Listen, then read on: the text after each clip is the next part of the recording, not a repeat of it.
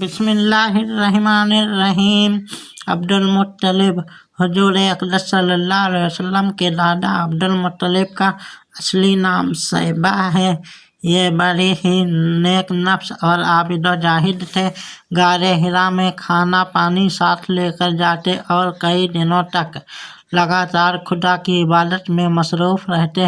رمضان شریف کے مہینے میں اکثر غار حرا میں اعتکاف کیا کرتے تھے اور خدا کے دھیان میں گوشہ نشین رہا کرتے تھے۔ رسول اللہ صلی اللہ علیہ وسلم کا نور نبوت ان کی پیشانی میں چمکتا تھا اور ان کے بدن سے مسک کی خوشبو آتی تھی۔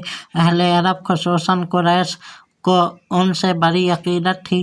مکہ والوں پر جب کوئی مصیبت آتی یا قحط پڑ جاتا تو لوگ عبدالمطلب کو ساتھ لے کر پہاڑ پر چڑھ جاتے اور بارگاہ خداوندی میں ان کو وسیلہ بنا کر دعا مانگتے تھے تو دعا مقبول ہو جاتی تھی۔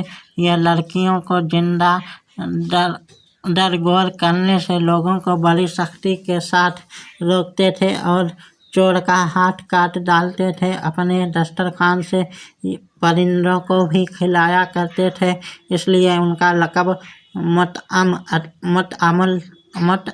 الطیر پرندوں کو کھلانے والا ہے۔ شراب اور زنا کو حرام جانتے تھے اور عقیدے کے لحاظ سے موحد تھے۔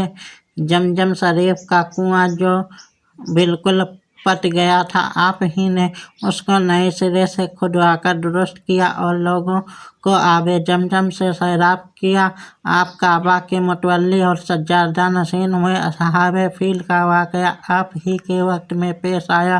120 برس کی عمر میں آپ کی وفات ہوئی۔